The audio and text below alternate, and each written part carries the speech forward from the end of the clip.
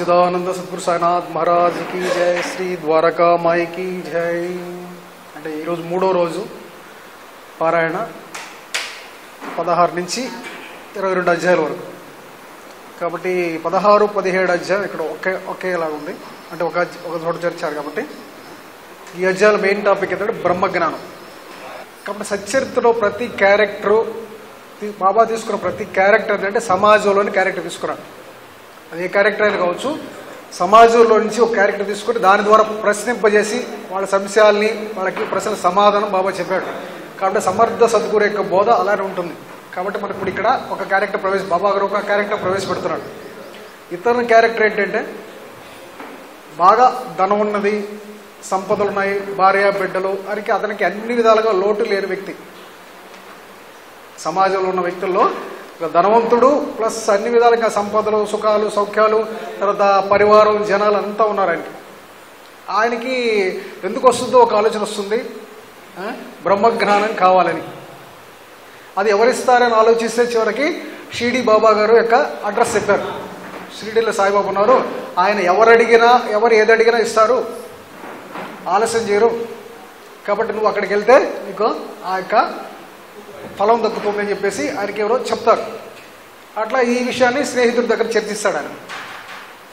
ఇట్లా నేను షిరిడీకి వెళ్తున్నాను, బాబా దగ్గర నాకు అన్నీ ఉన్నాయి, ఒక్క బ్రహ్మజ్ఞానం లేదు, అది ఒక్కటి వస్తే నేను నా జీవితంలో పరిపూర్ణుడిని, ధన్యుడిని అవుతాను అని ఆయన స్నేహితుడితో ప్రస్తావిస్తాడు. స్నేహితుడు అంటాడు, నానా నీకు పేరాశ, అంటే ధనవంతుడే కానీ ₹1 ఎవరికి దానం చేయరా, ఎప్పుడు ధన సంపాదనే ప్లస్ భార్య బిడ్డల యొక్క సేవ తప్పక ఇంకొకటి తెలియదు, నీలాంటి వాడికి బ్రహ్మజ్ఞానం అట్టు వస్తుందిరా అని చెప్పేసి స్నేహితుడు ప్రస్తావిస్తాడు. అయినా కానీ వినిపించుకోకుండా, లేదు నేను బాబా దగ్గరికి వెళ్తాను, బ్రహ్మజ్ఞానం తెచ్చుకుంటాను అని ఒక ఎట్లా వెళ్తాడంటే టాంగాను కూడా గుర్రపు బండిని కూడా రాను పోను మాట్లాడుకుంటారు. మనం ఎక్కడికైనా వస్తే ఆటో మాట్లాడుకొని వస్తున్నాగా రాను పోను, అట్లా బ్రహ్మజ్ఞానం రాను పోను మాట్లాడుకోను కోసం, బ్రహ్మజ్ఞానం కోసం రాను పోను టాంగా మాట్లాడుకున్న వ్యక్తి. కాబట్టి అతనికి ఫస్ట్ మనం గమనించింది ఏ పరిజ్ఞానం లేదని. అంటే రాను పోను టాంగా మాట్లాడుకొని బ్రహ్మజ్ఞానం తెచ్చుకున్నాడు ఎవడున్నట్టు ఈ ప్రపంచంలో. కాబట్టి అతను కనీసం బ్రహ్మజ్ఞానం నుంచి ఒక చిన్న అవగాహన కూడా లేని వ్యక్తి అని మనకి క్లియర్గా అర్థమవుతుంది. అలాంటి వ్యక్తిని బాబాగా ప్రవేశపెట్టాడు ఇక్కడ ఈ యొక్క కథలో. కాబట్టి ఇప్పుడు బాబా గారు అతను వచ్చాడు, బాబా దగ్గరికి నమస్కారం చేసుకున్నాడు, సాష్టాంగ నమస్కారం వెంటనే ప్రస్తావించాడు, బాబా నేను చాలా కష్టపడి వచ్చాను ప్రయాణం చేసి, మరి బ్రహ్మజ్ఞానం మీరు ఇస్తారని తెలిసింది, ఎవరేది అడిగినా కూడా ఇస్తారని తెలిసింది. కాబట్టి అది నాకు ఇస్తే మరి నా కష్టానికి ఇంత జర్నీ చేసి వచ్చిన దానికి ఫలం దక్కుతుంది, కాబట్టి అది ఇవ్వండి బాబా అని అడుగుతాడు. బాబా గారు అప్పుడు చెప్తాడు ఏమనంటే, నానా నా దగ్గరికి నిజంగా నీలాంటి వాడు ఎవరు లేరు ఇంతవరకు. అందరూ అనేక రకాల కోరికలతో, సమస్యలతో, బాధలతో, కష్టాలతో, హోదా పదవులు కావాలని, ఆరోగ్యం కావాలని, ఐశ్వర్యం కావాలని, ఉద్యోగాలు కావాలని వస్తారు. కానీ ఇలా బ్రహ్మజ్ఞానం కోసం కావాలని వాడు ఇంతవరకు రాలేదు నానా. కాబట్టి ఈరోజు నువ్వు రావటం అనేది నాకు చాలా అదృష్టం. కాబట్టి బాబా గారు ఇక్కడ మనకు చెప్తున్నాడు. కాబట్టి షిరిడీకి అంతా వెళ్ళేవాళ్ళు ఎలాంటి వాళ్ళు అని బాబా గారు ఇక్కడ క్లియర్గా చెప్తున్నాడు. ఆ రోజుల్లోనే 100 years బ్యాక్, ఇది 100 సంవత్సరాల బ్యాక్ ఏం చెప్పాడంటే, నా దగ్గర అందరు కోరికలతో వస్తారు కానీ ఏ ఒక్కరు బ్రహ్మజ్ఞానం అడగరని బాబా గారు క్లియర్గా చెప్పాడు. కాబట్టి ఆ మెసేజ్ 100 years బ్యాక్ అయింది. కాబట్టి ఈ రోజు పరిస్థితి ఇంకా ఘోరంగా ఉంటుంది. కాబట్టి మనంతా కూడా వెళ్ళే వాళ్ళంతా కూడా షిరిడీకి కావచ్చు, బాబా దగ్గరకు వచ్చే వాళ్ళంతా కూడా కోరికలతోనే అనే జ్ఞానం కావాలని ఎవరు రావట్లేదు. కాబట్టి బాబా గారు ఏంటంటే అలాంటి వ్యక్తిని అప్రిషియేట్ చేశారు. అతనికి ఏం తెలియకపోయినా కూడా అప్రిషియేట్ చేశాడు. అంటే నువ్వు బ్రహ్మజ్ఞానం అడుగుతున్నావు కాబట్టి నాకు సంతోషం అన్నాడు. కనీసం అడిగినా సంతోషపడుతున్నాడు. ఆయన బ్రహ్మజ్ఞానం అర్హత లేకపోయినా నాకు బ్రహ్మజ్ఞానం కావాలి బాబా అంటే సంతోషపడుతున్నాడు ఆయన. కాబట్టి మన ఈ బాబాను గమనించాలి. బాబా అంటాడు కూడా, నేను బ్రహ్మ జిజ్ఞాసుల కోసం ఆతురతో ఎదురు చూస్తున్నాను. అంటే బ్రహ్మజ్ఞానం అలా అడిగేవాడు కోసం ఎదురు చూస్తున్నా అన్నాడు. మనం అడుగుతున్నది వేరే, కాబట్టి ఆయన అడిగేది వేరే. కాబట్టి గురువు యొక్క మనస్సును గ్రహించడం అంత ఈజీ కాదు. ఆయన ఏమడుగుతున్నాడో మనం పట్టించుకోవట్లేదు. కానీ మనం ఏదో అడుగుతున్నాం ఆయన దగ్గర పోయి. కాబట్టి బాబా ఈ కథ ద్వారా నేనెందుకు కూర్చున్నాను షిరిడీలో, మీరేం అడుగుతున్నారని మనకు స్పష్టంగా తేటతెల్ల చేశాడు ఇక్కడ. నేనెందుకు కూర్చున్నాను షిరిడీలో, మీరేం అడుగుతున్నారు అనేది ఈ కథ ద్వారా మనకి స్పష్టంగా చేశాడు. కాబట్టి ఇప్పుడు ఆయన వచ్చాడు తెలుసో తెలియక బ్రహ్మజ్ఞానం కోసం వచ్చాడు షిరిడీకి. కాబట్టి ఇప్పుడు ఆయనకు కూడా చెప్పాలి కదా, ఆయనకు కూడా ఏదో ఒకటి చెప్పాలి కదా. కాబట్టి ఆయన ప్రాబ్లం అంటే ఒక లోభితనం, పూర్తిగా లోభి కదా. లోభి అంటే ధనం ఉంది కానీ ఖర్చు పెట్టాడు, ధన సంపాదన తన లక్ష్యంగా బతుకుతుంటాడు. కాబట్టి ఇప్పుడు ఈయనకి బ్రహ్మజ్ఞానం అడిగాడు ఈయన. కాబట్టి ఇప్పుడు ఈయనకి కూడా చెప్పాలి. బాబా ఎవరు వచ్చినా కానీ వాళ్ళ అర్హతను బట్టి ఏం చెప్పాలో ఏం తెలియజేయాలో ఆయన యొక్క విషయం. కాబట్టి ఇప్పుడు ఈయన వచ్చాడు కాబట్టి బాబా అంటే కూర్చోనానా, నీ బ్రహ్మజ్ఞానాన్ని ఖచ్చితంగా నేను ఇస్తాను. కాబట్టి అని చెప్పేసి కొద్దిసేపు అవి మాట్లాడి అతను మభ్యపెట్టి ఆ తర్వాత ఒక చిన్న కుర్రోడ్ని లేపి తర్వాత ఒక ఇంటికి పంపించాడు. నందు మార్వాడి ఇంటికి పంపించి ఒక 5 రూపాయలు నాకు అత్యవసరం, వెంటనే కావాలి, తర్వాత వెంటనే కూడా నేను తిరిగి ఇస్తాను అనే ఉద్దేశంతో ఒక కుర్రాడు పంపిస్తాడు మార్వాడి ఇంటికి. ఆ కుర్రాడు అక్కడికి పోయిన తర్వాత అక్కడ తలుపేసి ఉంటుంది. తర్వాత తిరిగి బాబా దగ్గర చెప్తాడు, బాబా అతను లేడు ఇంట్లో అని చెప్తే తర్వాత ఇంకొక అతని పేరు చెప్తాడు బాలా అని. అతని ఇంటికి కూడా పంపిస్తాడు. అతని దగ్గర కూడా పోయిన తర్వాత ఆ ఇంట్లో కూడా అతను లేడు ఆ సమయానికి. కాబట్టి అతను వచ్చి మళ్ళీ చెప్తాడు, అతను కూడా లేడు బాబా అంటాడు. సరే ఇంకిద్దరు ముగ్గురు ఇళ్ళకి పంపిస్తాడు బాబా గారు. ఎందుకు? 5 రూపాయలు నాకు అత్యవసరం, మరి కాసేపటి తర్వాత నేను తిరిగి ఇస్తాను కండిషన్. బాబాగారి కండిషన్ అంటే అవసరం, నాకు అత్యవసరం ఇప్పుడు, కానీ అది కూడా వెంటనే తిరిగి ఇస్తాను అని చెప్తున్నాడు. కానీ ఇక్కడ ఎవరు బ్రహ్మజ్ఞానం కావాలని వచ్చిన వ్యక్తి కూర్చున్నాడు. అతని దగ్గర పుష్కలంగా డబ్బు ఉంది, అతనికి ధనం లోట్లేదు, ధనమే సంపాదనగా లక్ష్యంగా ఉన్నాడు. కాబట్టి ఆయన దగ్గర పాకెట్లో కూడా డబ్బులు ఉన్నాయి. కానీ ఇప్పుడు బాబా ఏమంటాడు, ఒక అత్యవసరమైన నాకు అవసరం ఒక 5 రూపాయలు కావాలి అని 2-3 దగ్గరికి 4 దగ్గర ఒక అబ్బాయిని పంపిస్తుంటే అక్కడ రిజల్ట్ తిరిగి ఏం అక్కడ లేకపోవడం, వాళ్ళు ఇవ్వకపోవడం ఏదో ఒక విధంగా చెప్తున్నారు. కానీ బాబా అనుకునేది 5 రూపాయలు అయితే ఎవరు ఇవ్వలే. ఇతను చూస్తున్నాడు, మధ్యలో మళ్ళీ ఏమంటాడు ఇతను, బాబా నేను చాలా కష్టపడి వచ్చాను, తొందరగా మీరు ఇస్తే మరి రాను పాటు టాంగా కూడా మాట్లాడుకున్నాను కాబట్టి మళ్ళీ అక్కడ లేట్ అవుతుంది బాబా, కాబట్టి తీసుకొని నేను వెళ్ళిపోతాను, కాబట్టి నా పని చూడండి బాబా అంటున్నాడు. కాబట్టి బాబా గారు ఏమడుగుతున్నాడు ఆయన గ్రహించట్లే. కానీ తన దేనికి వచ్చాడో దాని మీదే దృష్టి పెట్టున్నాడు. బ్రహ్మజ్ఞానం బాబా ఇవాళ పట్టుకోవాలి అంటే అది ఈజీగా ఏదో ధనం వస్తూ అనుకున్నాడు. చివరికి అతనికి తెలియట్లేదు. కాబట్టి అప్పుడు బాబా చెప్తాడు, ఇప్పుడు వరకు నేను నడిపించిన కథ నీ గురించానా? ఇప్పుడు వరకు ఏ కథ నడిపించాను, ఒక అబ్బాయిని పంపించాను 5 రూపాయల దక్షిణ కోసం, మరి 5 ఏళ్ళకి పోయాడు, తిరిగి వాడు వచ్చాడు, లేవంటున్నాడు, నాకు అత్యవసరం చెప్తున్నాను, అది కూడా కాసేపటికే తనకి తిరిగి ఇస్తానంటున్నాను. అయినా కానీ నీ దగ్గర పాకెట్లో 250 రూపాయలు పెట్టుకున్నావు, కానీ కనీసం బాబాకి అవసరం ఉంది, అది కూడా తిరిగిస్తాడు అని ఒక ఇంగిత జ్ఞానం కూడా నీకు లేకుండా నీ ధనం మీద ఎంత వ్యామోహం నీకు చూడు. కాబట్టి ఫస్ట్ ఆ ధనాన్ని బయటికి అంటాడు, నిన్ను బాగా పెనవేసుకున్నది ఇది ఈ లోభం అనేది నువ్వు బాగా పెనవేసుకుపోయింది, కాబట్టి దాన్ని బయటికి తీరా ఫస్ట్ అంటే అప్పుడు తీస్తాడు. తీస్తే కరెక్ట్గానే లెక్క పెడితే బాబా చెప్పినట్టుగానే 250 రూపాయలు ఉన్నాయి. అప్పుడు సిగ్గుపడతాడు. అంటే బాబాకి నా యొక్క పాకెట్లో ఉన్న ధనం కూడా తెలిసిపోయింది, ఈయన సర్వజ్ఞుడు కాబట్టి మనకి మొత్తం తెలిసిపోతుంది, మనలో ఏదన్నా కూడా ఆయనకి తెలిసిపోతుంది. కాబట్టి అప్పుడు సిగ్గుపడ్డాడు. అంటే 200 రూపాయలు నా దగ్గర ఉన్నాయి, సంశిస్తున్నాను, ఇవ్వలేక ఎందుకంటే బాబా గారు తిరిగి ఇవ్వడేమోనే. ఎందుకంటే పకీరు కదా, పకీర్ దగ్గర డబ్బులు ఎక్కడ ఉంటాయి? మరి ధనం మీద వ్యామోహం గలవాడు ఏం చేస్తాడంటే ధనం ఎవరికైనా ఇస్తే తిరిగి ఏదో ఒక విధంగా రాబట్టుకోవాలని ఒక తాపత్రయం ఉంటాడు కదా. బాబా అలాంటి వాడికి ఇస్తే తిరిగి ఎట్లా ఇస్తాడు అని క్వశ్చన్ చేత సమస్య మొత్తం మీద ఏదో ఒక ధనలోభం చేత అతను డబ్బులు ఇవ్వలేకపోతున్నాడు. కాబట్టి ఇప్పుడు బాబా గారు, కాబట్టి నీ బ్రహ్మం ఇదేనా, నీకు ధనమే బ్రహ్మం, ఇంకో బ్రహ్మం నీకు అవసరం లేదు, కాబట్టి ఆ ధనం మీద వ్యామోహాన్ని ఫస్ట్ వదులుకో. కాబట్టి అప్పుడు నెక్స్ట్ నీకు బ్రహ్మాన్ని గురించి తెలుసుకోవడానికి ఒక మార్గం ఏర్పడుతుంది. ఫస్ట్ ఏదైతే లోభం నేను పట్టుకుందో, ఏ లోభం అయితే నువ్వు పట్టుకున్నావో ఆ లోభాన్ని ఫస్ట్ వదిలిపెడితే ఆ తర్వాత బ్రహ్మ అనేది మొదలవుతుంది. అప్పుడు దాకా నీకు బ్రహ్మజ్ఞానం నీకు అర్థం కాదు. ఎందుకంటే నీకు టాంగా వేసుకొని వచ్చాడు, నీకేమవుతుంది బ్రహ్మజ్ఞానం? అర్హత లేకుండా చెప్తే ఏమవుతుంది? బ్రహ్మజ్ఞానం కనీస అర్హత లేని వ్యక్తి అతను. బట్ అలాంటి ఆయనకు బ్రహ్మజ్ఞానం గొప్పగా చెప్తే అర్థమవుతుందా? అర్హత గలవాడు చెప్పాలి. అది మన శాస్త్రాలు కూడా చెప్తా, ఎవరికి ఏ అర్హతను బట్టి బోధించాలని గురువు యొక్క సమర్థ సద్గురు అర్హతను బట్టి బోధిస్తాడు. కాబట్టి ఇతని అర్హత ఏమీ లేదు, కాబట్టి ధనం మీద పూర్తి వ్యామోహం ఉంది. కాబట్టి ఫస్ట్ వాడికి తొలగించాల్సి ధనలోభం తొలగించాలి. కాబట్టి బాబా గారు దాని మీద ఫోకస్ చేశాడు. ధనలోభం కాబట్టి దాన్ని బయటికి తీరా అని చెప్పేసి అది ప్రాక్టికల్గా చూపించాడు. అటు ఊరికే వాడికి ఒక కథ నడిపి నాకు అవసరం అని చెప్పేసి ఆ కథ ద్వారా వాడికి దృశ్యంగా చూపించి బాబా గారు తన అవసరాన్ని వాడు తీర్చలేకపోవడం, తర్వాత నీకు మోహం ధనం మీద ఉంది కాబట్టి ఇలా ఉన్నవాడికి బ్రహ్మజ్ఞానం అనేది కుదరదు, కాబట్టి ఫస్ట్ దాన్ని వదులుకో కాబట్టి బాబా గారు ఏం చెప్తారంటే, కాబట్టి ఇలాంటి ఒక లోపమే కదా మన దగ్గర ఉండేది. ఇక్కడికి ధనం మీద లోపం అనుకుంటేది. మరి ఇంకా చాలామందికి రకరకాల లోపాలు ఉంటాయి. ఇప్పుడు రామదాసి క్యారెక్టర్ మనం చూస్తే అక్కడ పుస్తకం మీద మోహం, ఆయనకి పుస్తకం మీద మోహం చేత శ్యామానితో గొడవ పడుతున్నాడు, బాబా సమక్షాలు గొడవ పడుతున్నాడు. బాబాకి ఇవ్వాల్సిన ఆ యొక్క సోనామ్మకి కూడా ఇవ్వట్లేదు. కాబట్టి అతను పుస్తకం మీద మోహం. కాబట్టి అనేక మందికి అనేక రకాల మోహాలు ఉంటాయి. కాబట్టి వాటిని తొలగించుకుంటేనే బ్రహ్మజ్ఞానం అనేది మనకి ఫస్ట్ అతను బ్రహ్మజ్ఞానానికి కొంచెం అర్హత సాధిస్తాం అనేది బాబా గారు ఈ అధ్యాయంలో మనకు చెప్తున్నాడు. కాబట్టి లోభం, మనకున్న లోభం అనేది నిర్మూలనంత వరకు, అహంకారం పడిపోనంత వరకు, మనస్సులో యొక్క వాసనలు, అనేక రకాల వాసనలు ఉంటాయి మనకి, ఆ వాసనలని తొలగిపోనంత వరకు ఈ బ్రహ్మజ్ఞానం అనేది ఎవరికి రాదు. కాబట్టి ఫస్ట్ వాటి మీద ఫోకస్ చేయాలి. వాటి మీద ఫోకస్ చేయాలి. చిత్తశుద్ధి కావాలి, అంటే మనశ్శుద్ధి కావాలి కదా. మనశ్శుద్ధి అయితేనే ఇదంతా జరుగుతుంది. మనశ్శుద్ధి కావాలంటే ఎట్ట అవుతుంది? అది నిష్కామ కర్మ. నిష్కామ కర్మ అనేది ఒకటి చేస్తుంటే అప్పుడు మనసుకి మంచి ఆలోచనలు వస్తాయి, మంచి భావాలు వస్తుంటాయి. ఆ తర్వాత అంటే మనం శ్రవణం, నిష్కామ కర్మ అనేది తర్వాత శ్రవణం, తర్వాత భగవద్గీతా శ్రవణం.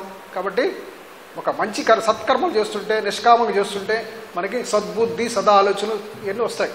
ఎప్పుడైతే అవి వస్తున్నాయో అప్పుడు మనకి ఒక భగవంతుడి గురించి చదివినా విన్నా అవి పట్టుకోగలుగుతాం. అలా పట్టుకున్న తర్వాతనే మనం వాటిని ఆచరించడానికి ప్రయత్నిస్తాం. అప్పటి వరకు ఏ అభ్యాసం ఎవరు చేయలేరు. కాబట్టి ఫస్ట్ మనకు కావాల్సింది నిష్కామ సేవ అనేది ఒకటి చేయాలి. ఆ తర్వాత శ్రవణ మన నిధ్యాస ద్వారా మనం భగవంతుడి ఆ బ్రహ్మజ్ఞానం పొందగలం, కానీ ఇంకో విధంగా పొందగలం. కాబట్టి దానికి ఇదంతా కావాలంటే ఒక గురువు అవసరం. ఎన్ని కావాలంటే మనం కంటే మనం చేయలేం. కాబట్టి గురువు సమక్షంలో గురువుని ఆశ్రయిస్తేనే ఇవన్నీ సాధ్యం. కాబట్టి దానికి ఒక జిజ్ఞాస కావాలి, అంటే మనకు తెలుసుకోవాలని జిజ్ఞాస కావాలి కదా. ఇదేమి తెలుసుకోకపోతే మనం ఎట్లా చెప్తాం? కాబట్టి భగవంతుడు బాబా గారు ఒక ఆసక్తితో వస్తే, ఏది కావాలో ఆసక్తి వస్తే దాన్ని ఆయన ఫోకస్ చేస్తాడు. కాబట్టి బ్రహ్మజ్ఞానం తెలుసుకోవాలని, బ్రహ్మజ్ఞానం మనకి ఆత్మ సాక్షాత్కారం పొందాలి, ఒక జిజ్ఞాస అంటే ముముక్షత్వం మనకుంటే అది సాధ్యమవుతుంది. కాబట్టి తద్వారా గురువు మనకి ఆ గురువు సమక్షంలో ఇవన్నీ కూడా మనకి ఈ నిష్కామ సేవ ద్వారా, ఆ శ్రవణం అన్నది గురువు చెప్పే యొక్క ఆ బోధ వల్ల మనం బ్రహ్మ సాక్షాత్కారాన్ని కావచ్చు, ఆత్మసాక్షిగా ఆ బ్రహ్మజ్ఞానం పొందగలం. కాబట్టి బాబా గారు ఈ అధ్యాయం ద్వారా క్లుప్తంగా మనకి ఇదే బోధిస్తున్నాడు. నెక్స్ట్ మనకి 18, 19 అధ్యాయాలు, ఈ రెండు కూడా ఒక చాప్టర్ కింద తీశారు ఇక్కడ ఈ చిన్న చరిత్రలో. మరి ఇది కూడా చాలా, అసలు బాబా మార్గం ఏంటి, బాబా గారు ఏం బోధించారు అనేది చాలా ఇంపార్టెంట్ టాపిక్ ఇది. బాబా గారు స్వయంగా తన ఒక గురువు సేవ చేసినట్టుగా మనకి ఇక్కడ ఒక గురు సేవ ఎలా చేయాలో, తద్వారా మనకేం ప్రాప్తిస్తుందో అని బాబా గారు ఈ అధ్యాయం ద్వారా చెప్తున్నాడు. ఇంకా బాబా గారు రిపీట్ తన చెప్పిన విషయాన్ని బాబా గారు వినటం చాలా గ్రేట్ కదా. ఈ కథ బాబా గారు చెప్పగా శ్యామ విన్నాడు. మరి హేమాడ్ పంత్ ఆ ఇంటికి పోయిన తర్వాత శ్యామ హేమాడ్ పంత్ చెప్పాడు. ఆ తర్వాత అక్కడ ఆగిపోలా. ఆ కథని మళ్ళీ బాబా గారు ద్వారకామయ్యలో చూడు, ఆ హారతి జరుగుతున్న సమయంలో గంటల చప్పుడు మధ్యలో అక్కడ ఏం చెప్పారు, ఏం మాట్లాడుకున్నాం మీరంతా చెప్పేసి బాబా గారు శ్రద్ధగా ఆ కథని, అది సమయం కాకపోయినా సందర్భం కాకపోయినా బాబా గారు అప్పుడే ఆ కథని హేమాడ్ పంత్ ద్వారా తిరిగి వినడం. అంటే తను చెప్పిన కథని తిరిగి వినడం అనేది ఎక్కడ లేదు మనకి. అంత అవసరం బాబా గారు చెప్పండి. బాబా గారు ఒకసారి చెప్తే ఇంకోటి చెప్పడాను. అలాగే తను చెప్పిన కథని శ్రద్ధగా వినడం అనేది బాబా గారు ఎక్కడ చూశారు మీరు? ఈ అధ్యాయంలో కనపడుతుంది. ఆ గురు కథని, తన కథని శ్రద్ధగా తిరిగి వినడం అనేది ఈ అధ్యాయం కనపడుతుంది. కాబట్టి 19th చాప్టర్ అది చాలా ఇంపార్టెంట్. అంటే 3 సార్లు రిపీట్ అయింది ఈ కథ. బాబా గారు చెప్పగా శ్యామ అన్నాడు, శ్యామ ద్వారా హేమాడ్ పంత్ అన్నాడు, హేమాడ్ పంత్ ద్వారా మళ్ళీ బాబా గారు అన్నాడు. అంటే ఎక్కడి నుంచి ఎక్కడ స్టార్ట్ అయింది, ఆ సర్కిల్ అక్కడ పూర్తయిపోయింది. కాబట్టి ఇది వండర్ఫుల్. కాబట్టి ఈ కథలో ఎంత ఇంపార్టెన్స్ లేకపోతే, ఎంత గొప్పతనం లేకపోతే బాబా గారు ఇలా రిపీట్ చేశాడు, ఆయన స్వయంగా విన్నాడు అనేది మనం గుర్తించాలి. కాబట్టి ఈ కథ మనకి ఇంపార్టెంట్. ఈ కథే మనందరికి మార్గదర్శనం చేస్తుంది. కాబట్టి ఈ కథలో టాపిక్ ఏంటంటే, బాగా ఇందాక చెప్పాను కదా, ప్రతి క్యారెక్టర్ని సమాజం నుంచి ఎన్నుకో బాబా తీసుకుంటాడు. ఎందుకంటే దాని ద్వారా మనకి ఒక ప్రశ్నని చెప్పజేసి మనకి బోధించడానికి. ఇప్పుడు ఇక్కడ క్యారెక్టర్ అంటే మంత్రోపదేశం. అంటే రాధాబాయి దేశముఖ్ అనే ఒక స్త్రీని తీసుకొచ్చాడు ఇక్కడికి. సాటైన నిమిత్తం మాత్రంగా పెట్టి, ఒక సాటైన అతను కష్టాల్లో బాధల్లో ఉన్నప్పుడు,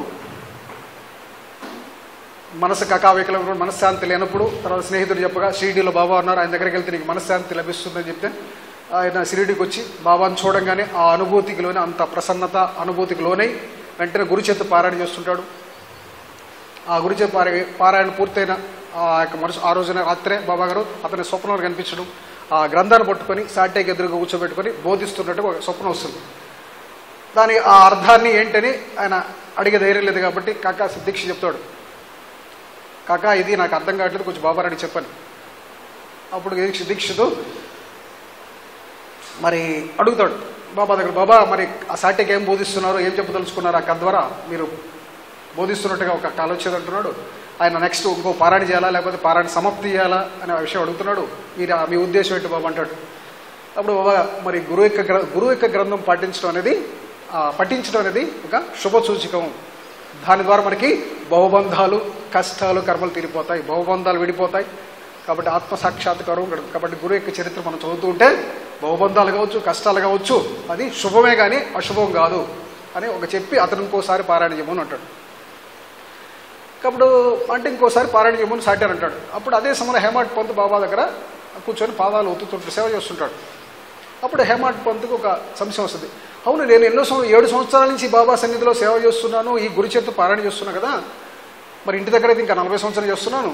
మరి బాబా గారు ఈ సాటే వచ్చి ఒక వారం రోజుల్లోనే సప్తాహం చేస్తేనే ఆయనకు ఒక మార్గదర్శనం బాబా చేస్తారు. ఇదిగో చదువుకో, మళ్ళీ ఇంకోసారి పారాయణ చేయి, నీకు మేలు జరుగుతుంది, శుభం జరుగుతుంది, నీకు బహుబంధాలు విడిపోతాయి, ఒక మెసేజ్ ఆయనకి ఇచ్చాడు కదా. నేను 2 సంవత్సరాల ముందు నాకు అలాంటి ఒక మాట ఆయన ఇంతవరకు చెప్పలేదు.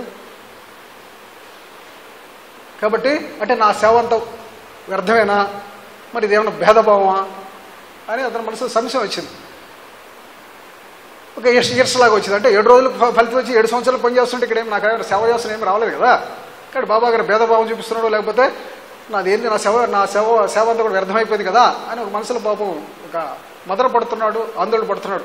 అప్పుడు బాబా గారు గ్రహించాడు.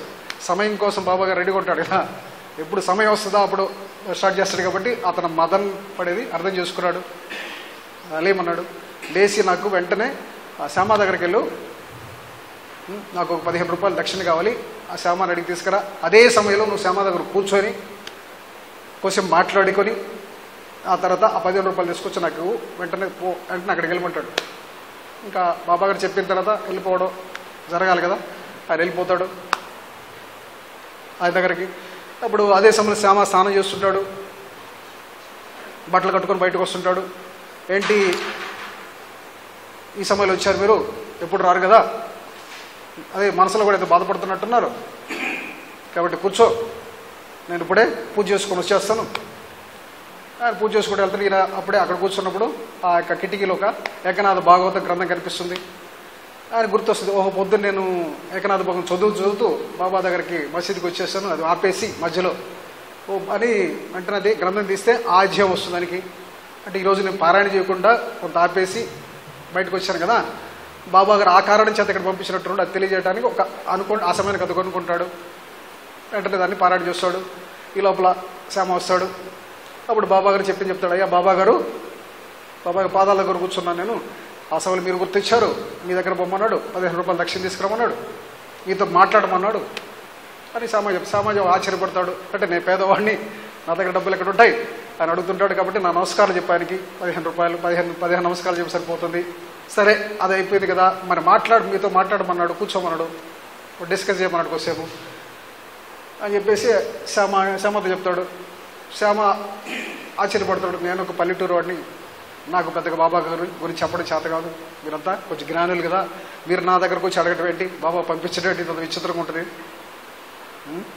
అని అంటాడు. సరే కూర్చో, నాకు గుర్తొచ్చింది ఒక కథ, అప్పుడు నేను చెప్తాను. అప్పుడు మొదలు పెడతారు రాధాబాయి దేశముఖ్ కథ. రాధాబాయి అని ఆ దేశముఖ్ అని ఒక పెద్దగా 70 సంవత్సరాలంటే ఒక వృద్ధాప్యంతో కూడిన మహిళ, పక్కన సంగమనేర్ అని ఒక ఊరు దగ్గర షిరిడీకి ఒక 40 కిలోమీటర్ల దూరం ఉంటుంది సంగమనేర్ అని. అక్కడి నుంచి కొంతమంది భక్తులు వస్తుంటే భక్తుల దగ్గర షిరిడీకి వస్తుంది. ఆ పర్పస్ ఏంటంటే బాబా గురించి విన్నది, బాబా గొప్ప గురువు అని, అలాంటి ఆయన దగ్గర మంత్రం తీసుకుంటే మన జన్మ ధన్యమని, ఆయన మార్గదర్శనం నడిస్తే మన జీవిత ధన్యమని ఒక కాన్సెప్ట్ వస్తుంది. అంటే అలాంటి ఒక సమర్థ గురువు దగ్గర ఒక మంత్రం తీసుకుంటే అది మనం పాటిస్తుంటే చేస్తుంటే మన జీవితాన్ని సార్థకం చేసుకోవచ్చు అనే కాన్సెప్ట్తో వచ్చింది. కానీ ఇక్కడ షిరిడీకి వచ్చిన తర్వాత తెలిసింది ఏంటంటే బాబా గారు ఎవరికి మంత్రోపదేశం చేయడం.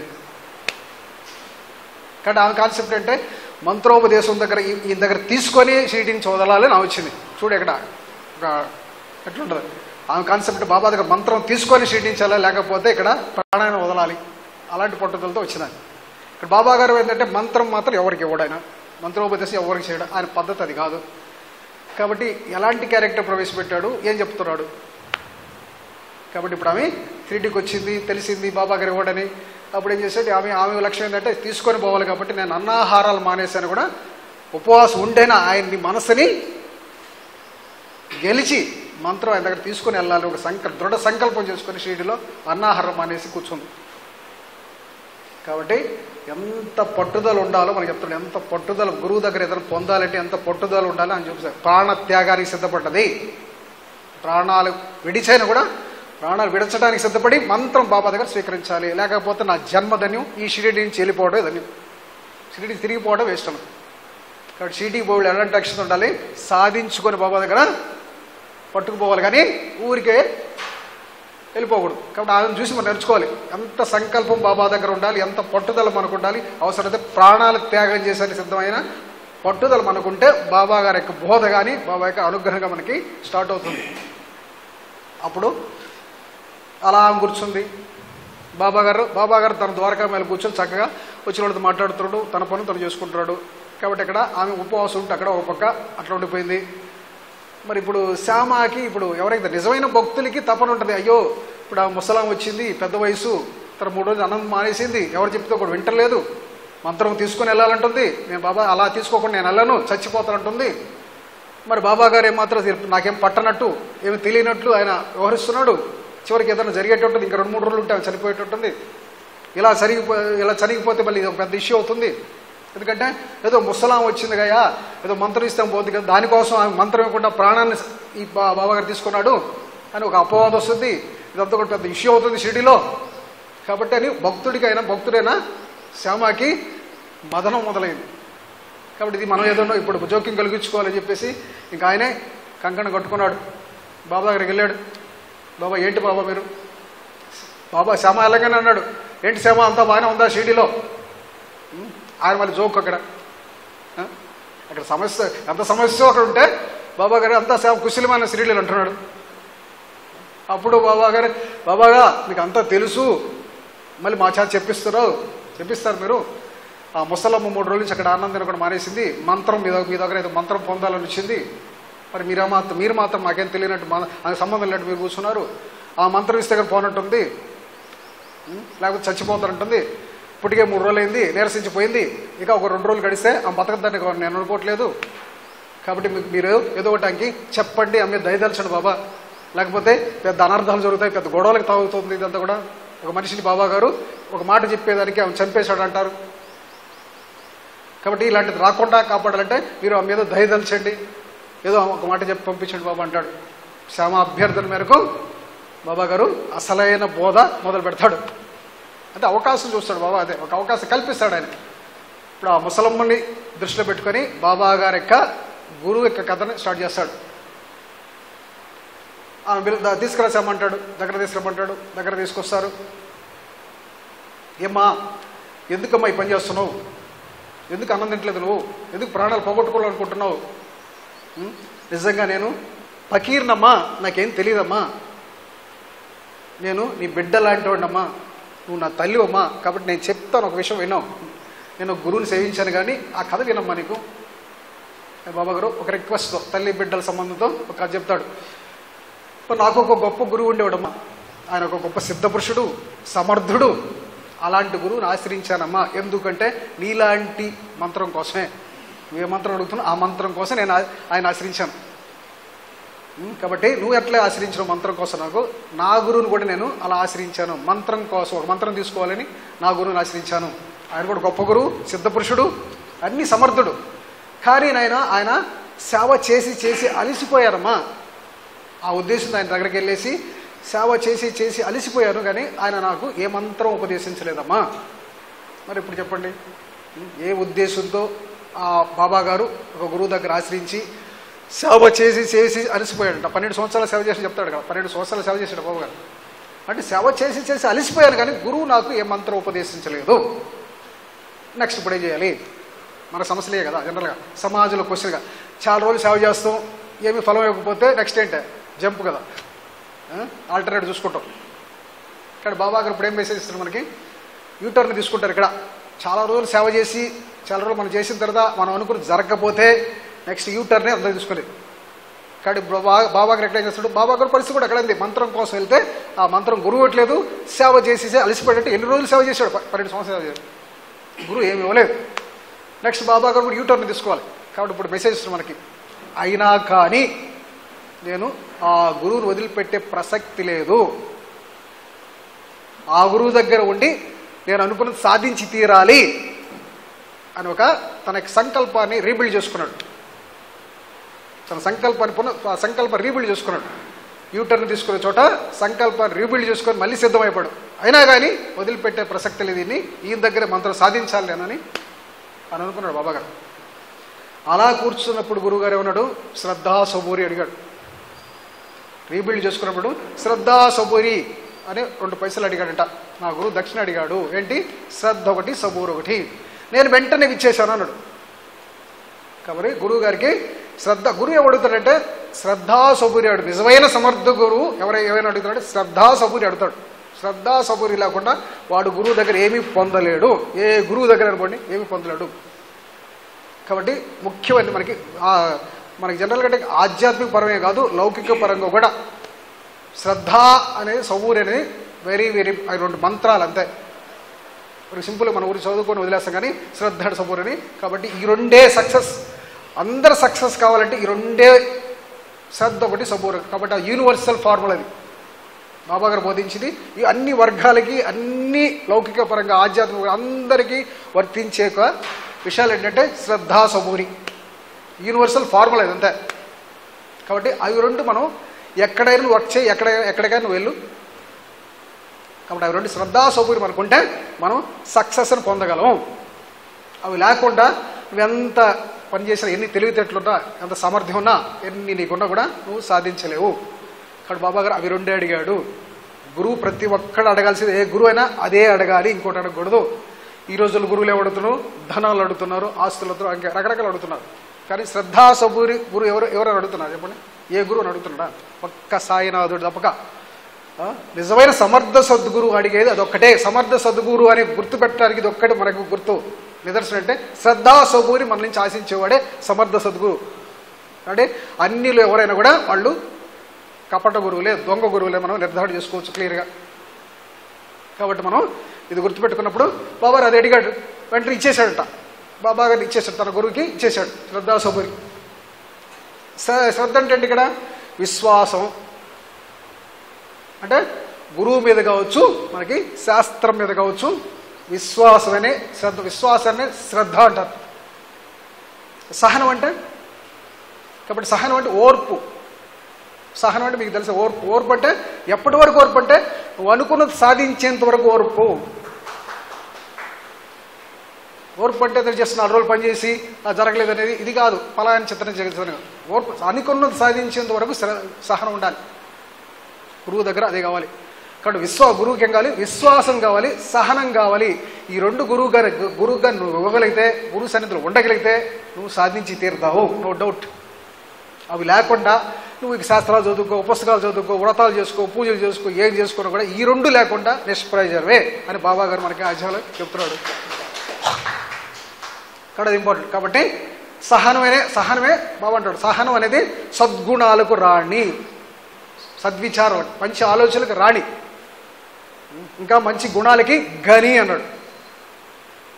గని అంటే తెలుసుగా, గని అంటే మరి తెలుసుకో, క్వారీ, బంగారం గని అంటారు మనం. అలాంటి గని అంటే గుణాలన్నిటికీ, అంటే గని ఆ యొక్క సహనం అనేది ఆ గుణాలన్నిటికీ రాజు అంతే. అదే మంచి ఆలోచన, ఆ సహనం ఉంటేనే మంచి ఆలోచన వస్తాయి. మీకు బాగా కోపం వచ్చింది, ఆ కోపంలో మన సహనం కోల్పోతాం కదా. సహనం కోల్పోయినప్పుడు మంచి ఆలోచన వస్తాయి మనకి, చెప్పండి, రావు కదా. అప్పుడే కదా తిక్కతక్క ఆలోచనలు వచ్చి తిక్కతక్క పనులు చేస్తాం. కాబట్టి అప్పుడు సహనంగా ఉండగలిగితే, ఆ కోపం వచ్చినప్పుడు, ఎదురుడు కోపం వచ్చినా, మనకు కోపం వచ్చినా కొంచెం కంట్రోల్ చేసుకుని సహనంగా కొంచెంసేపు ఉండగలిగితే మంచి ఆలోచన మన యొక్క జ్ఞానం మేలుకుంటుంది. అప్పుడు దానికి ఒక సొల్యూషన్ దొరుకుతుంది. కానీ మనం ఆవేశపడితే, కోప్పడితే, అది ఇంకా విపరీతం అయిపోతే మనకి ఉన్న మతి కూడా పోతుంది కదా, బుద్ధి కూడా భ్రమిస్తుంది కదా. కాబట్టి సహనం అనేది ప్రతి ఒక్కరి జీవితంలో, ప్రతి ఒక్క కుటుంబంలో, ప్రతి ఒక్క గురువు దగ్గర ఉన్న అందరికీ ఇంపార్టెంటే. కాబట్టి అలాంటిది అది నా గురువు అడిగాడు, నేను ఇచ్చేశాను. కాబట్టి అప్పటి నుంచి నేను 12 సంవత్సరాల సేవలో ఉన్నాను. అప్పటికి నేను చిన్న వయసు నాది, ఆయన దగ్గర పెరిగాను. కాబట్టి ఆయనే నన్ను చూసుకున్నాడు. అన్న వస్త్రాలు కావచ్చు, నాకు ఏ లోటు లేకుండా చూసుకున్నాడు. నా గురువు ఇంకా చెప్పాడు ప్రేమమయుడు. నా గురువు ఎలాంటి అంటే ప్రేమతో నిండిన ప్రేమ నిండి హృదయం. నా గురువు ప్రేమ, ఆయన ప్రేమమూర్తి అన్నాడు అంతే. కాబట్టి అలాంటి గురువు నేను చూసి ఎరగను. కాబట్టి ఆయన సాన్నిధ్యం నాకు మరిచిపోలేనిది. కాబట్టి ప్రేమమయుడు అని గురువు ఎక్కడ ఉంటాడు? గురువుకి ఇంకో లక్షణం ప్రేమమయుడు, ప్రేమమూర్తిగా ఉంటారు గురువు. అంటే ఏమాత్రం స్వార్థపరత, అహంకారం లేకుండా ఉండేది. నిర్మల ప్రేమ అంటే అహంకారం అనేది, స్వార్థం లేని అలాంటి ప్రేమమయుడు గురువు. అలాంటి ప్రేమను మనం చూపించాలి. కాబట్టి నా గురువు అలాంటి వాడు. కాబట్టి నన్ను అలా ఆయన పెంచి పెద్ద చేసాడు. రోజు మరొక్కరిని నేను బాగుంటాడు. రోజు నేను నాకు ఇతరత్రా ఎరగను అంటే ఇంకొక ఆలోచన లేదు. గురువు దగ్గర పోయిన తర్వాత నాకంటే బాబాట ఇంకొక ఆలోచన నాకు లేదు. రోజు మరొక్కరినే ధ్యానించేవాడిని. అంటే వాళ్ళ యొక్క ఆ రూపాన్ని నేను మనసులో నిలుపుకొని ధ్యానిస్తుండేవాడిని. ఇంకా రోజు మరొక్కరిని స్మరించేవాడిని. కాబట్టి ఆయన స్మరణ, ఆయన ధ్యానం మాత్రం నేను చేస్తుండేవాడిని. కాబట్టి మీరు ఆయన మాత్రం ఇప్పుడు నిరంతరం ధ్యానంలో ఉండేవాడు. నేను కూడా ధ్యానం చేస్తున్నాను. కాబట్టి ఇంకొక నాకు వేరే లక్ష్యం లేదు, వేరే భావం లేదు. ఇది ఒకటే నా లక్ష్యం. ఏంటి? గురుమూర్తిని ఎప్పుడు ధ్యానం చేయటం, ఆ గురు యొక్క నామస్మరణ చేయటం, ఆ గురువు స్మరణ చేయటం. ఈ రెండు చేస్తున్నాను ఆ గురు సన్నిధిలో. ఇతరత్వం నాకేం తెలియదు. కాబట్టి అటు ఏకమాత్ర లక్ష్యం అంటే ఇట్లా ఉండాలి, క్లియర్గా ఉండాలి మైండ్. గురువు దగ్గరికి వెళ్ళినప్పుడు ఇంత క్లియర్గా ఉండాలి. గురువు ఒక్కరే మన మనసులో ఉండాలి. ఆ గురు స్మరణే చేస్తుండాలి. ఇంకా అన్ని ఆలోచనలు, అన్ని చింతలు అనేది మనకు ఉండకూడదు. బాబా గారు చేసింది అదే. ఇక్కడ రోజు వారొక్కరినే స్మరించేవాడిని, వారిని నిరంతరం మనసులో నిలుపుకోండి. ఇది ఒక్కటే నేను చేసింది. నా గురువు ఆపేక్షించింది కూడా ఇదే. నా గురువు నన్ను కోరింది కూడా ఇదే. ఇతరతో నన్ను ఏమి అడగలేదు ఆయన. ఇది ఒక్కటే అడిగాడు. 2 రూపాయలు శ్రద్ధాసౌకర్యం అడిగాడు. ఇదిగో ఇలాంటిది చేసుకోమన్నాడు. ఇది ఒక్కటే నాకు చెప్పింది ఆయన. నన్ను ఏమి అడగలేదు. అట్లని నా అన్ని సమస్యలు, నా కష్టాలు ఆయన తీర్చుకుంటూ వచ్చాడు. మరి ఇదే సింపుల్, ఇదే లక్ష్యం. ఇదే, వేరే లక్ష్యం లేదు, వేరే టాపిక్ లేదు. ఇది ఒక్కటే గురువు అడిగింది, ఇదే నన్ను ఆపేక్షించింది, నేను అదే చేశాను. కాబట్టి ఈరోజు ఆ స్థితి బాబా గారు పొందడానికి కారణం అంటే ఇలాంటి ఒక అనన్య భక్తి, అనన్య సేవ, అనన్య భక్తి, అనన్య సేవ శ్రద్ధా సబూరితో చేశాడు. కాబట్టి ఈరోజు ఆయన విశ్వానికే గురువు అయ్యాడు.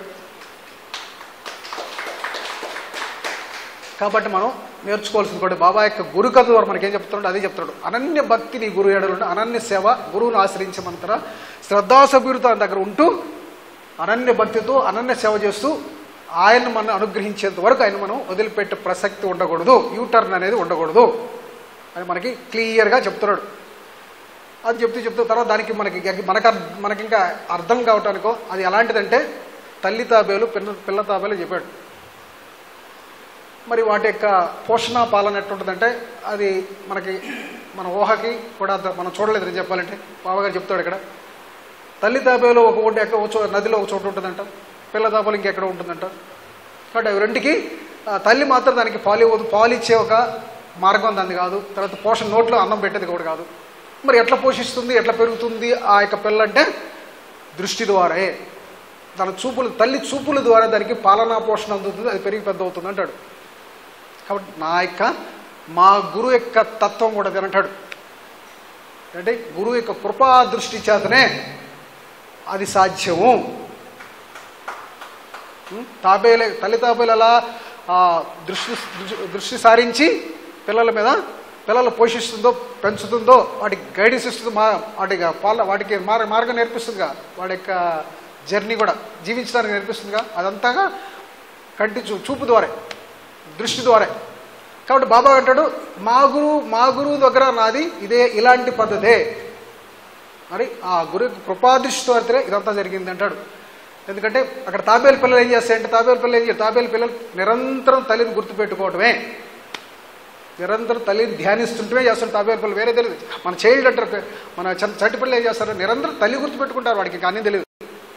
మన బిడ్డలని చెప్పండి, ఆ చిన్నపిల్లలు వాళ్ళంతా నిరంతరం తల్లే వాళ్ళ మనసులో ఉంటుంది. ఇంకా అన్ని వేరే విషయాలు వాడుకోవటం.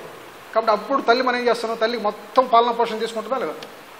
చంటి బిడ్డని, ఆ చంటి బిడ్డ తల్లిని మాత్రమే గుర్తుంచుకున్న పరిస్థితిలో తల్లి మొత్తం A to Z వాడికి ఏ క్షణం ఏమవుతుంది మొత్తం పాలన పోషణ చేస్తున్నా లేదు? తాబేలు పిల్లలు కూడా తాబేలు అలానే పోషిస్తుందని చెప్పాడు. కాబట్టి మా గురువు యొక్క ప్రొసీజర్ కూడా అదేను. కాబట్టి మనకేం చెప్పాడు, నిరంతరం గురువు యొక్క ధ్యానంలో ఉండాలి. అంతేగా అన్య విషయాలు నీకు అవసరం లేదు, అన్ని చర్చలు అవసరం లేదు, అన్ని సాధనలు అవసరం లేదు. ఇదేనమ్మా ఇది మా గురువు చెప్పింది. కాబట్టి గురువు చివరికి ఏం ఒక ఫార్ములా అలా చెప్తాడు, ఏమంటే ఒక్క దృష్టి నా మీద పెట్టి నీకు పరమార్థం చేతికంతుంది. బాబా చెప్పాడు ఒక్క దృష్టి. ఆ దృష్టి అంటే అనన్య దృష్టి. అనన్య దృష్టితో చూడు, నేను కూడా అలా చూస్తాను. అది ఫార్ములా.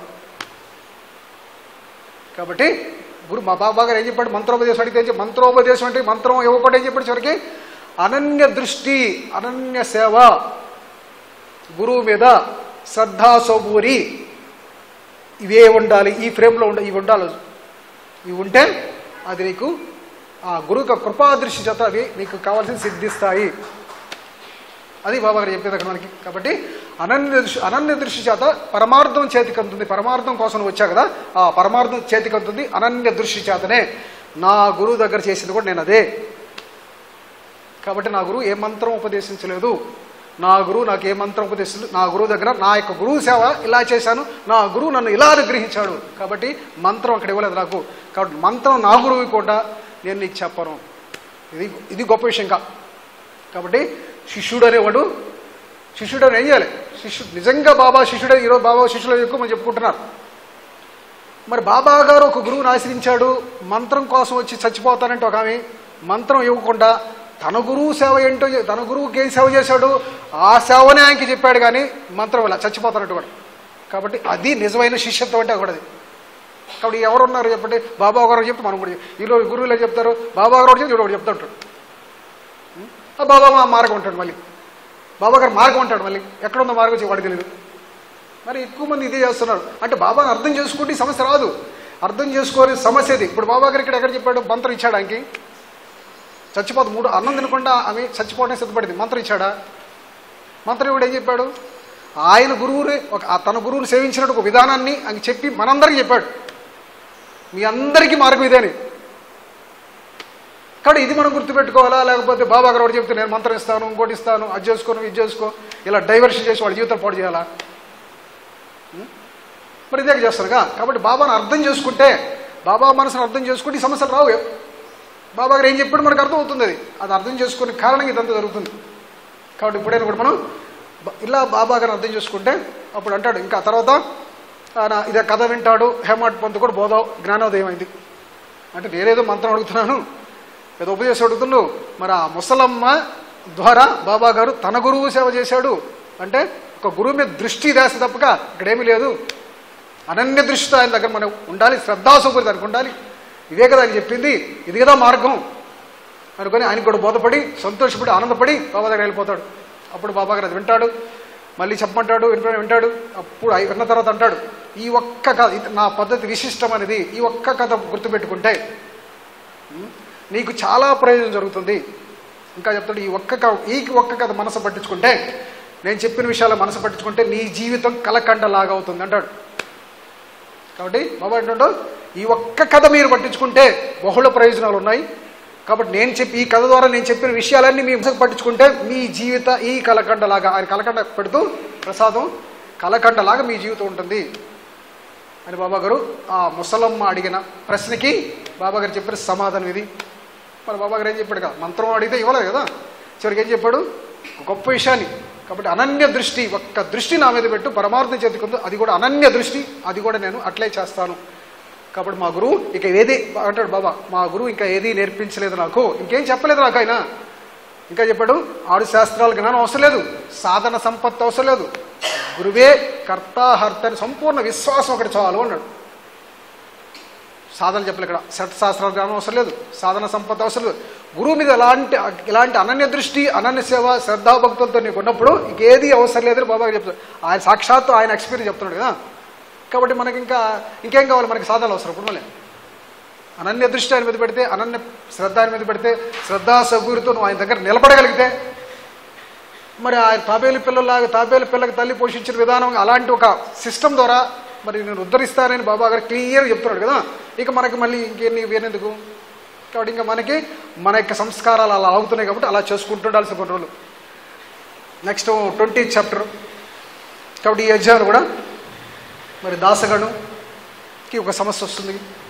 ఆయన ఈశావాస్యోపనిషత్తు సంస్కృతాన్ని మరాఠీలోకి ట్రాన్స్లేషన్ చేస్తుంటాడు, అనువాదం చేస్తుంటాడు. అలా చేస్తున్న క్రమంలో దాన్ని సరిగ్గా మొత్తం ట్రాన్స్లేట్ సరిగ్గా చేయగలిగాడు, కానీ దాని ఒక కాన్సెప్ట్ అంటే ఇంటర్నల్గా ఉన్న కాన్సెప్ట్ ఆయనకి సరిగ్గా బోధపడలేదు. రాశాడు పుస్తకం. ఇప్పుడు అంతే అనువాదం చేయగలం, మనం ఎవరైనా అనువాదం చేయగలం కదా. అనువాదం చేసినప్పుడు విషయం అనే అందరూ అర్థం చేసుకోలేరు కదా, అందరికి బోధపడదు. కానీ ఆయన కొంచెం జ్ఞానపరంగా ఉండేవాడు కాబట్టి కొంచెం విషయం బోధపడక తప్పిబ్బులు అవుతున్నాడు. మరి గ్రంథాన్ని అందరి ముందు పెడితే అందరు బాగానే ఉందన్నారు. మరి తనకు సంశయాలే కొంతమంది తెలిసిన వాళ్ళ దగ్గర పెడితే వాళ్ళు కూడా సరిగ్గా దానికి క్లారిఫికేషన్ ఇవ్వలేకపోయారు. అప్పుడు ఆయన ఇక దీనికి బాబా గారే సమర్థుడు, ఆయన మనం చెప్తాడు చెప్పేసి షిరిడీకి రావడం జరిగింది. షిరిడీకి వచ్చిన తర్వాత బాబా గారు అంటాడు, గణు అంతా కుశలం అని అంటాడు. బాగున్నావు అంటాడు. ఆయన సమస్య వచ్చాడు, సమస్య తప్పిబ్బులు అవుతున్నాడు. బాబా గారు కుశలమేనా, బాగున్నావా అంటాడు. అంటే బాబా గారు తమాషా మళ్ళీ, బాబా మీకు అంతా తెలుసు, ప్రతి మాయా మనసులో ఏముందో మీకు తెలుసు, కాబట్టి నా సమస్య ఇది. ఈశాన్యోపనిషత్తు రాస్తున్నాను, సంస్కృతంగా దాన్ని మరాఠీలో మా యొక్క ప్రాకృత భాషలో ట్రాన్స్లేట్ చేస్తున్నాను. అంతా రాయగలిగాను, అంతా బాగుందన్నారు. కానీ కొన్ని సమస్యలు నాకు వచ్చి ఎవరినైనా తీర్చలేకపోయారు. ఆ సమస్యలు అలా ఉండిపోయినాయి. కానీ నా మనసు వాటిని తెలుసుకోకుండా ఉండలేకపోతుంది. కానీ సమర్థులు మీరే, కాబట్టి నాకు చెప్పు బాబా అన్నాడు. దాన్ని కొంచెం వివరించి బాబా అన్నాడు. బాబా అన్నాడు, ఇది ఒక పెద్ద సమస్య అన్నాడు. కాబట్టి అది పెద్ద ఈశాన్య ఉపనిషత్తే పెద్ద సమస్య.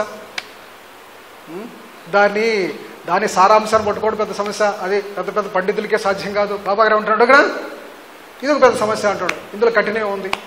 నువ్వు ఎక్కడి నుంచి వచ్చావు, ఇప్పుడు అక్కడికి వెళ్ళిపో, అక్కడ ఒక పని పిల్ల దీన్ని బోధిస్తుంది పో అన్నాడు.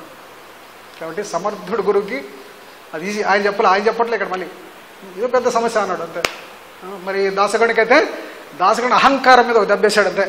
ఇది పెద్ద సమస్య, ఎవరిని అడిగి చెప్పలేకపోతున్నారు, మీరే సమర్థులు అంటే ఇది ఒక పెద్ద సమస్య అన్నాడు. అది బాబా గారి యొక్క గొప్పతనం. ఆయన సమర్థత గుర్తుంది. నేను చెప్పేది అందరు ఇదన్నా, నేను పరిపల్లి చెప్పదు పోనాడు. మరి రాదు నిజంగా చెప్పాలి, దాసగడికి ఒక రకంగా అవమానం కదా. పెద్ద సమస్యగా నేను తీసుకొస్తే పనిపల్లి చెప్పొద్దని, పనిపల్లికి అక్కడ తెలుస్తుంది జ్ఞానం. ఒక అవమానం. అట్లని బాబా మాటలు విశ్వసించాలి. అది తిరిగి సరే బాబా అని చెప్పేసి అక్కడికి వెళ్తాడు, విర్లేపార్లోకి వెళ్తాడు, అక్కడ దీక్షిత్ ఇంటికి వెళ్తాడు. అక్కడ ఉంటాడు. తర్వాత తెల్లవారు ఆ రోజు రాత్రి అక్కడ పడుకున్న తర్వాత పొద్దున్నే ఒక పనిపిల్ల ఒక మంచి పాట పాడుతుంది. ఆ పాట వింటున్నాడు. పాట ఒక చీర గురించి పాడుతుంది. ఆ పాట పదాలు, ఆ పాట అర్థం చాలా బాగుంది. ఎవరా అని చెప్పి బయటకు వచ్చి చూశాడు. చూస్తే అక్కడ ఒక పనిపిల్లి అంట్లు తోముకుంటూ బాగా చిరిపోయిన కొట్లేసుకొని అంట్లు తోముకుంటూ అక్కడ పాట పాడుకుంటుంది. పాట పాడుకుంటూ ఆనందంగా ఉంది అమ్మాయి. అప్పుడు చూశాడు, పాట గొప్పగా ఉంది. తర్వాత అమ్మాయి పరిస్థితి చూస్తే దైన్యస్థితిలో అంటే ఒక లేవిడితనం కనపడుతుంది. అప్పుడు ఆయన చెప్తాడు, దీక్షిత్ కొంచెం లేవిడితనం కొంత పిల్ల సరిగ్గా కొట్లేసుకోలేదు, కొంచెం ఒక చిన్న చీరలు ఉంటాయి అమ్మాయికి, సంతోషపడుతుంది కదా అని చెప్పాడు. సరేనని ఆయన ఒక చీర ఇవ్వడం జరిగింది. మరుసటి రోజు ఆ చీర కట్టుకొని చక్కగా మిగతా పిల్లలతో కలిసి ఆడుతుంటుంది. అక్కడ పని వాళ్ళతో కలిసి చక్కగా ఆనందంగా గడుపుతుంది, ఎంజాయ్ చేస్తుంది. ఆ తర్వాత మళ్ళీ చీర తీసిపోయి పెట్లో పెట్టుకుంటుంది. మరి థర్డ్ డే వచ్చి మళ్ళీ యథావిధిగా పని చేసుకుంటుంది. అదే అంట్లు పని చేసుకుంటూ ఆనందంగా ఉంది. మళ్ళీ ఇప్పుడు ఈయనకి ఒక సమస్య వచ్చింది. అవును, ఈ పని పిల్ల ఏదో లేవిడితనంగా ఉంది. తర్వాత చింకి ఎక్కడో చీర చూసుకొని ఆ చీరల అందాన్ని ఒలించుకుంటుంది, అదేదో కావాలనుకుంటుందని నేను అనుకున్నాను అని చీర తెచ్చిచ్చాను. మరి చీర కట్టుకొని చక్కగా ఎంజాయ్ చేసింది. ఆ చీర మళ్ళీ పెట్లో పెట్టుకొని చక్కగా మళ్ళీ 3 రోజులు పనిచేస్తుంది. కాబట్టి ఈ అమ్మాయి పరిస్థితి కాదు అంటే మనం ఏదో లేవిడితనం ఉంది, కాబట్టి ఆ చీర ఇక్కడ అనుకొని ఇది వస్తుంది నేను అనుకున్నాను, ఇక్కడ ఇదైతే కాదు ఈ అమ్మాయి చక్కగా. అప్పుడు చీర ఉన్నప్పుడు ఆనందంగా ఉంది, చీర లేనప్పుడు ఆనందంగా ఉంది, మళ్ళీ చీర ఉన్నప్పుడు తర్వాత పెట్లో పెట్టుకోవచ్చు ఆనందం ఉంది. కాబట్టి ఆనందం అనేది మనసులో ఉంది, పరిస్థితులు లేదు, పరిస్థితి మన యొక్క ఎదుర్కొనే పరిస్థితులు లేదు. ఆనందం అనేది సుఖాలైన దుఃఖాలు మన మనసులోని భావనలే. కాబట్టి అమ్మాయి కానీ ఇక్కడ అప్పుడు అమ్మాయికి అలాంటి పరిస్థితి. కాబట్టి చీర ఎవరితో చూసింది, పాడుకుంటుంది అంతే, ఆశపడలా. ఇది మనం గ్రహించాల్సింది.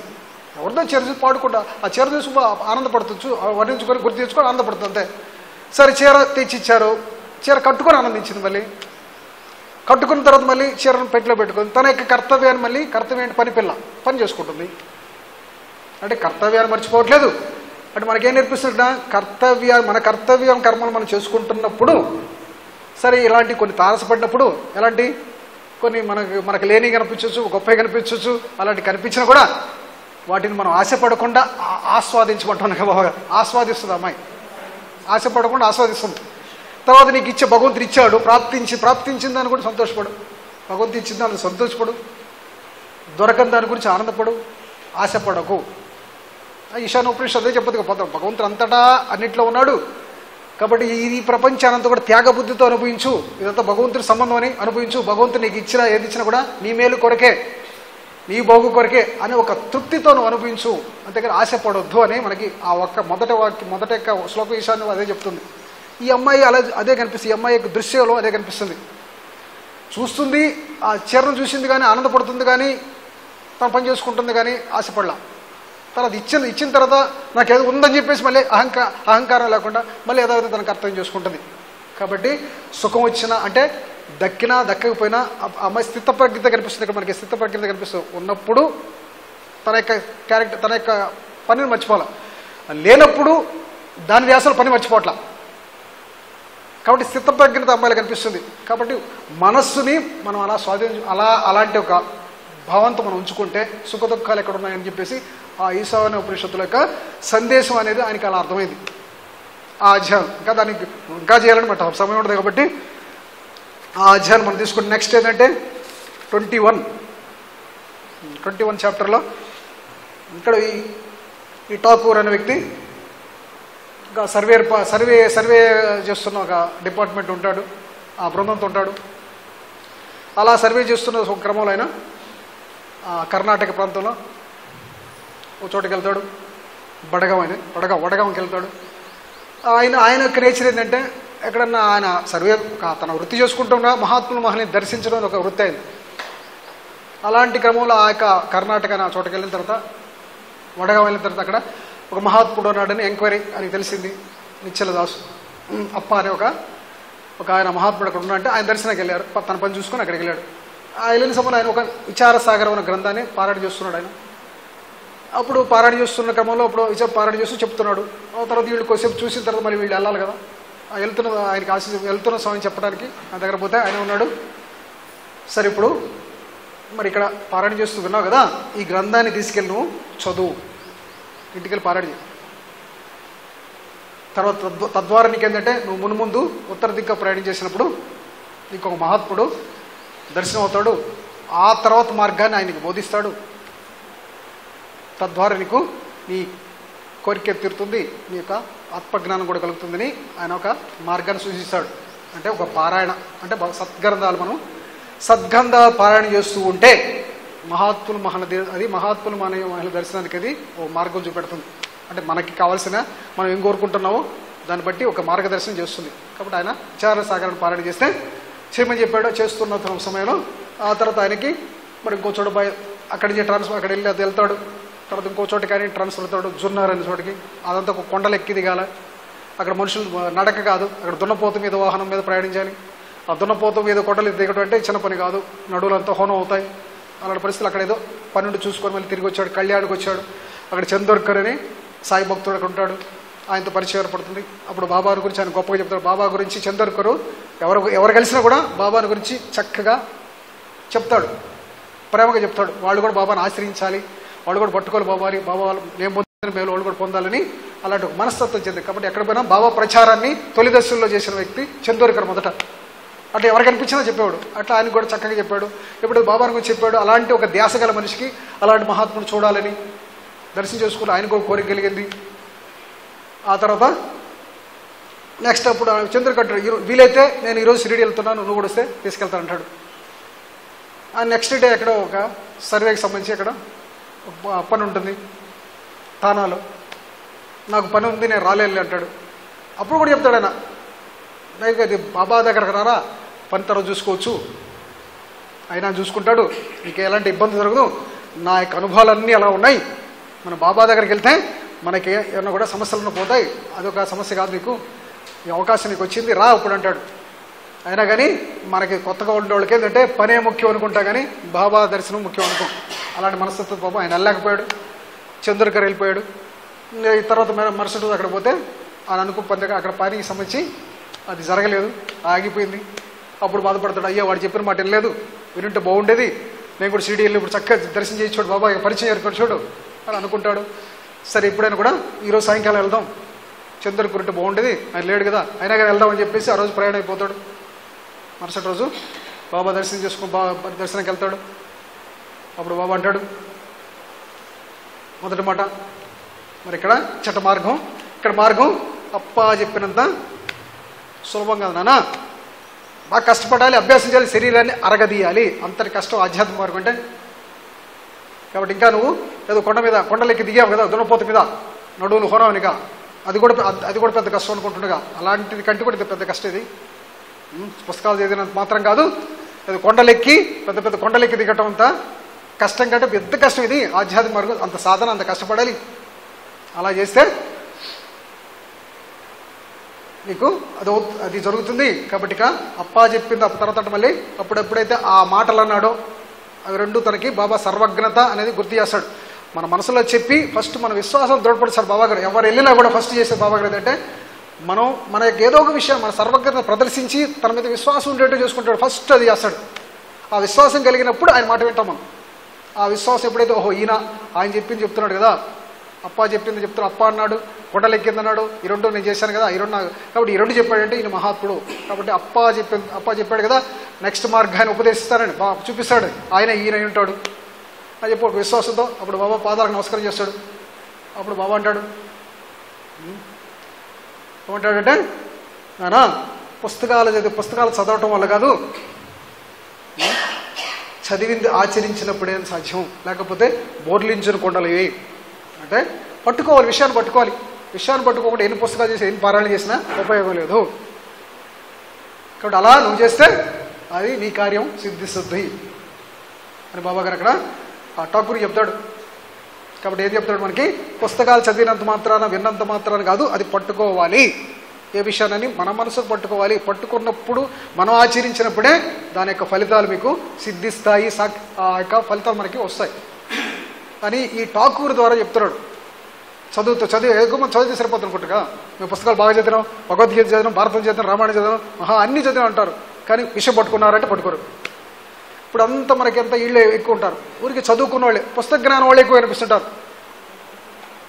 కాబట్టి బాబాగారు పుస్తక జ్ఞానం కాదు నాన్న, విషయం పట్టుకోవాలి, అది పట్టుకుంటేనే అవుతుంది అని బాబాగారు మనకి ఆయన ద్వారా మనకు చెప్తున్నాడు కదా. ఊరికైనా గ్రంథం చదవడం ప్రయోజనం లేదు, చదివిన విషయాల గురించి పట్టుకోవాలంటాడు. కాబట్టి అలాంటి క్యారెక్టరే మళ్ళీ నెక్స్ట్ పుస్తకాలు చదివి ఒక ఆయన వస్తాడు, నెక్స్ట్ అనంతరావు పాఠకర్. కాబట్టి ఆయన అలాంటి అంటే అనేక రకాల పుస్తకాలు చదివాడు.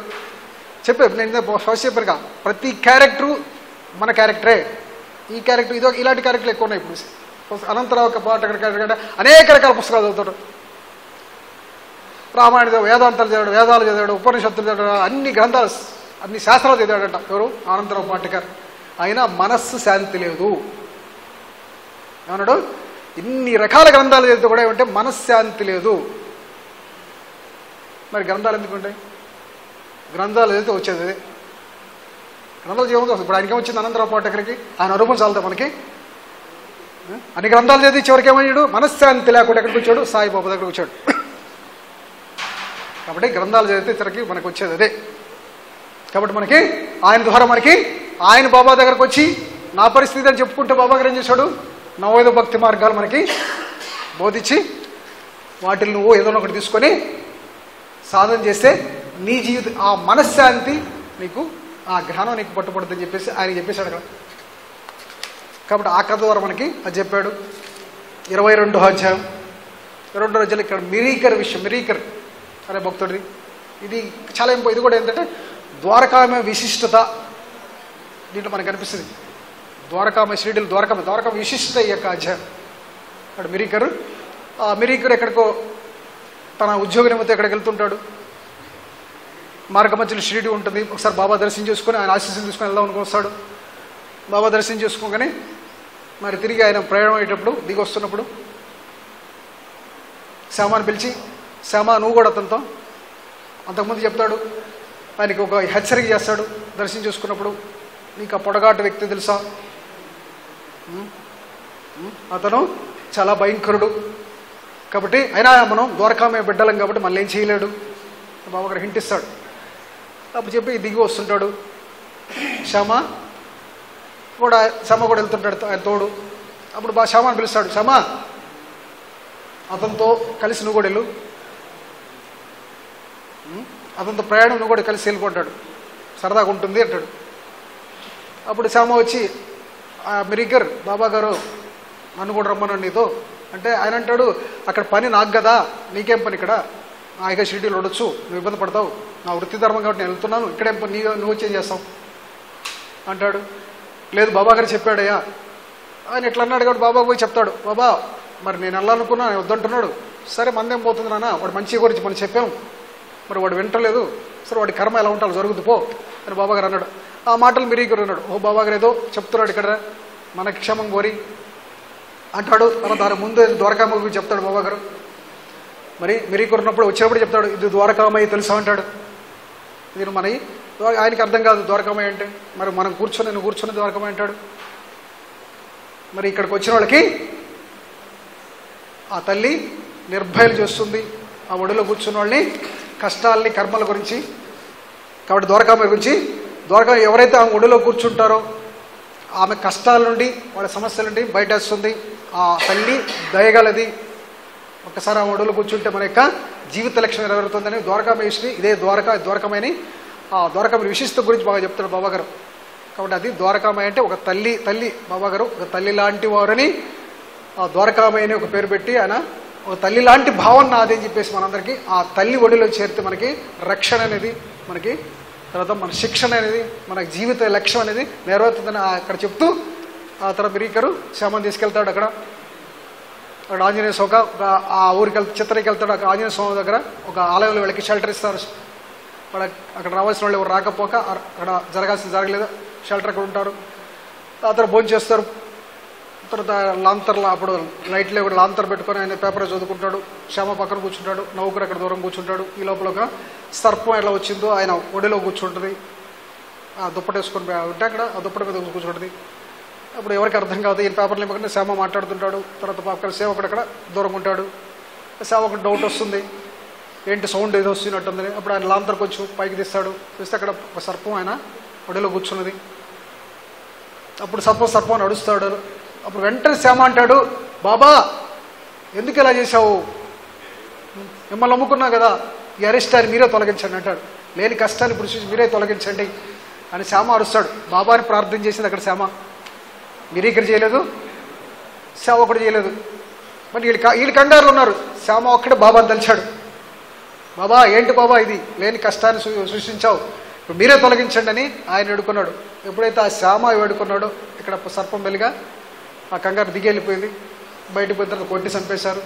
కాబట్టి శ్యామ ఏం చేశాడంటే బాబా ప్రార్థన చేశాడు. అక్కడ శ్యామ ఊరికి పోవాలి. అక్కడ కష్టాలు ఉన్నప్పుడు మనం ప్రార్థన చేయలేం, కంగారులో ఉంటాం. పాము అక్కడ కంగారులో ఉంటారు అందరూ. శ్యామ ఒక్కడే బాబా ఏంటి బాబా ఇది, మీరే తొలగించేటప్పుడు అని చెప్పేసి శ్యామ ఒక్కడే అసలు ప్రార్థన చేశాడు. కాబట్టి బాబా నిజమైన భక్తులు అందుకు వాళ్ళు అవసరం, లేకపోతే హరి శ్యామ ఎందుకు అవసరం చెప్పాడు అక్కడికి. అలా ఆ కథ కూడా ఆ కథ ద్వారా మనకి బాబా గారు శ్యామ అవసరం ఏంటో, ద్వారకామ విశిష్టత ఏంటో మనకి పూర్తిగా చెప్పాడు. కాబట్టి ఇంతటితో మనకి నాకు ఇచ్చిన అవకాశాన్ని ఈ 22 అధ్యాయాలు బాబా కృపచేత పూర్తి చేయగలిగాను. సజ్జాన సాయినాథ్ మహారాజ్కి